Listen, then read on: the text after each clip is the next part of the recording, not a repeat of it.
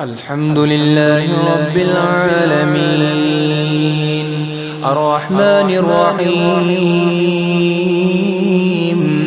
مالك يوم الدين إياك نعبد وإياك نستعين اهدنا الصراط المستقيم صراط الذين أنعمت عليهم غير المغضوب عليهم ولا الضالين.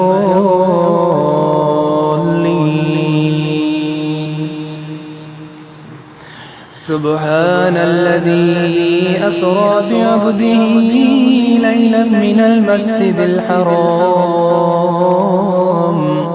إلى المسجد الأقصى الذي باركنا حوله لنريه من آياتنا إنه هو السميع البصير. وآتينا موسى الكتاب وجعلناه هدى لبني إسرائيل ألا تتخذوا من دوني وكيلا ذرية من حملنا مع نوح إنه كان عبدا شكورا.